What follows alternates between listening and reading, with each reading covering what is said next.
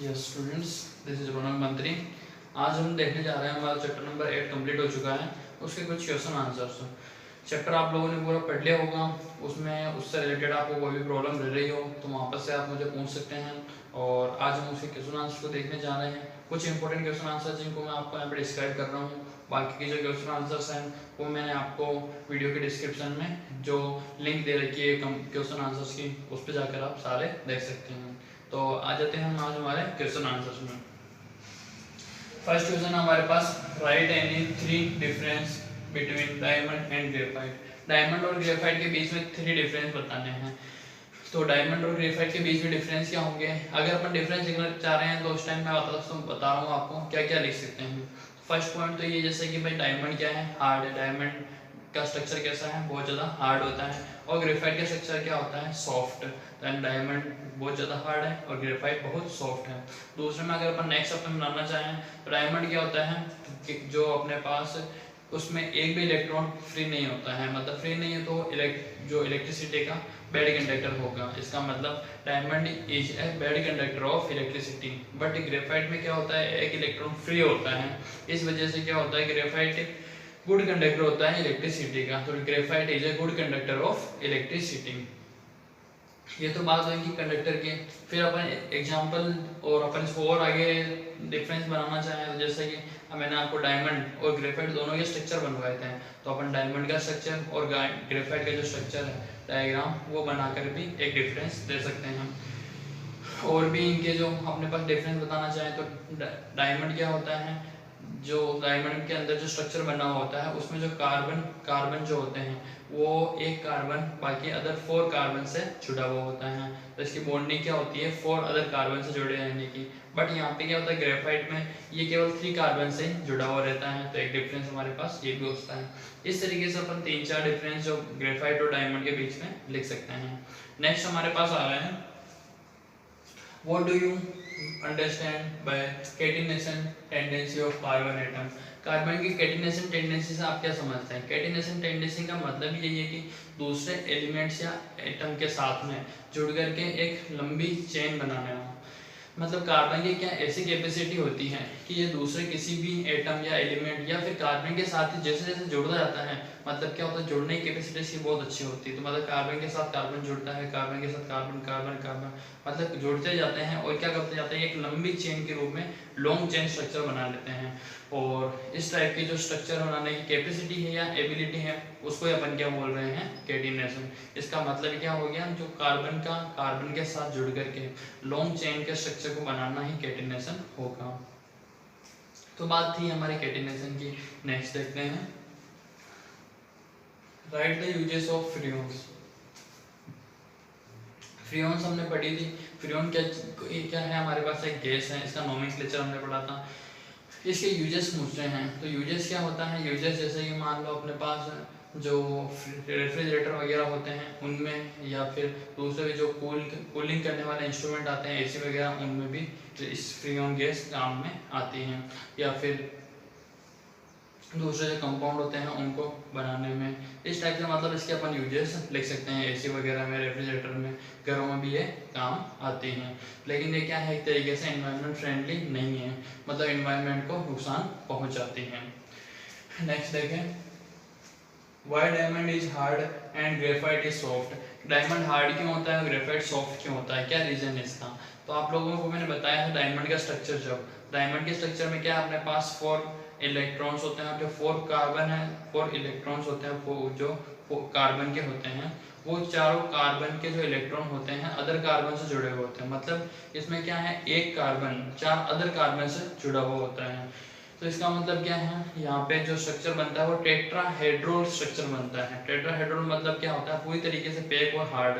और यहाँ पे दूसरा जो स्ट्रक्चर है ग्रेफाइट का, ग्रेफाइट के स्ट्रक्चर में क्या है, 3 बॉन्ड बन रहे हैं और 3 अदर कार्बन एटम से बन रहे हैं। तो इसकी वजह से यहाँ पे जो स्ट्रक्चर बन रहा है वो हमारे पास कैसा बन रहा है, जैसे कि हेक्सागोनल शेप का। अब हेक्सागोनल शेप का बन रहा है तो यहाँ पे क्या हो रहा है, इसका स्ट्रक्चर क्या हो रहा है, कार्बन के मुकाबले क्या हो रहा है, सॉफ्ट हो रहा है। इनका जो स्ट्रक्चर का बॉन्डिंग होती है उसी वजह से ग्रेफाइट क्या होता है, सॉफ्ट होता है, और कार्बन जो डायमंड है वो क्या होता है, मतलब हार्ड होता है। ठीक है। नेक्स्ट हमारे पास write the uses of graphite. Graphite के यूज क्या होते हैं? ग्रेफाइट के यूज बहुत सारे हैं हमारे पास, जैसे कि मान लो आपको कहीं पॉलिश वगैरह के लिए तो ग्रेफाइट काम में आ सकता है। तो पेंसिल होती है उसको बनाने में ग्रेफाइट काम आता है। और जैसे कहीं पे भी अपन को इलेक्ट्रोड्स चाहिए हो, बैटरी में इलेक्ट्रोड की जरूरत हो, तो फिर अपन क्या कर सकते हैं, ग्रेफाइट के इलेक्ट्रोड को काम में ले सकते हैं। तो ये तो बात हो गई हमारे ग्रेफाइट के 3 यूजेस की। इस तरीके से अपन अलग अलग और भी यूजेस देख सकते हैं, लेकिन यहाँ पे जितने क्वेश्चन में यूजेस पूछे हैं अपन उतने ही क्वेश्चन देखेंगे। फिर नेक्स्ट है, what do you mean by synthetic polymer and right the process of synthesis and uses. यानी कि सिंथेटिक पॉलीमर क्या होते हैं?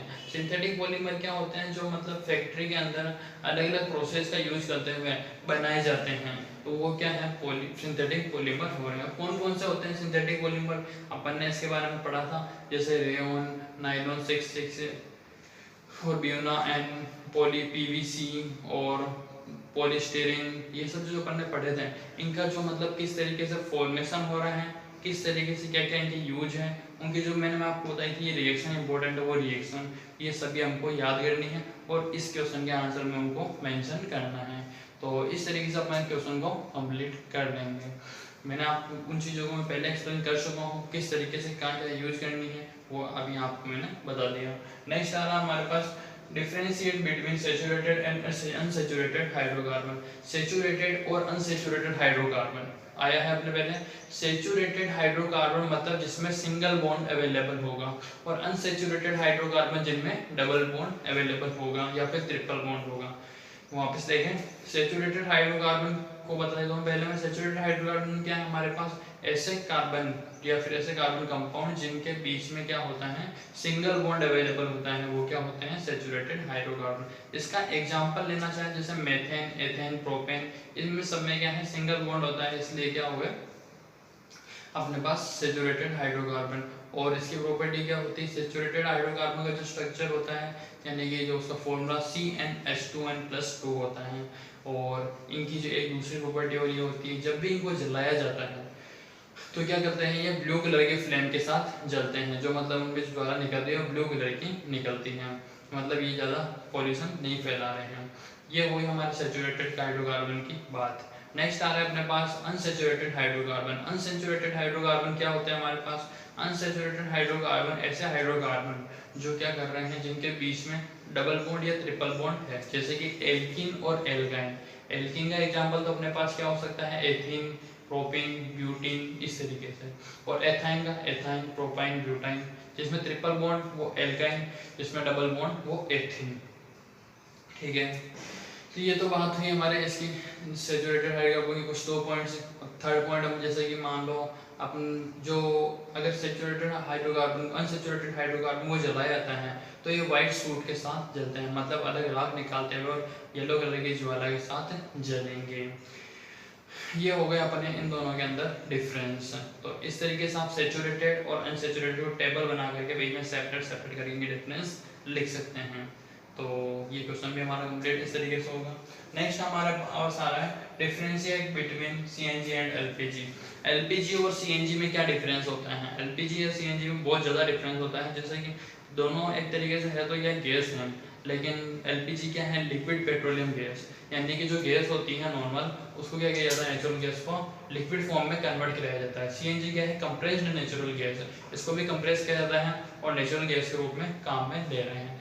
अब यहाँ पे क्या है, दोनों में देखो सीएनजी गैस होती है क्या होती है, एनवायरनमेंट फ्रेंडली है हमारे पास। सीएनजी गैस एनवायरनमेंट फ्रेंडली मतलब कि अपने एक एनवायरनमेंट है उसको पोल्यूशन करने का काम कम कर रही है, प्रदूषित करने का काम कम कर रही है। बट एलपीजी क्या है, इसके मुकाबले एलपीजी से अपने एनवायरनमेंट को थोड़ा नुकसान होता है। सीएनजी क्या करती हैं, जो मतलब इसका यूज ज़्यादातर जो व्हीकल्स वगैरह होते हैं उनमें फ्यूल के रूप में किया जाता है। बट जो एलपीजी है उसका यूज अपन डोमेस्टिक यूज करते हैं, जैसे अपने घर हो गए, यहाँ पे घर के अंदर डोमेस्टिक यूज जैसे कि खाना वगैरह बनाने के लिए। तो ये तो हो गए इन दोनों के अलग अलग यूजेस। और सीएनजी जो है मतलब एक फिक्स लेवल तक यूज की जा सकती है। एलपीजी क्या है, अपने एलपीजी की ज़्यादा यूज से क्या होगा, अपने को मतलब एनवायरनमेंट को नुकसान होगा। तो ये तो बात होगी हमारे सीएनजी और एलपीजी के यूज की। तो बाकी तो अपने जो क्वेश्चन है वो मैंने आपको वीडियो के डिस्क्रिप्शन में जो लिंक दे रखी है वहाँ से आप देख करके लिख सकते हैं। और आज के जो कुछ इंपॉर्टेंट क्वेश्चन थे मैंने आपको बता दिए। बाकी भी आपको जो क्वेश्चन में प्रॉब्लम लगे आप वापस से मुझसे पूछ सकते हैं। आज की क्लास हमारी यही ओवर होती है। बाकी जो भी आपको प्रॉब्लम लगे आप वापस नेक्स्ट क्लास में उससे पूछ लेंगे और नेक्स्ट क्लास में हमारा नेक्स्ट चैप्टर स्टार्ट करेंगे।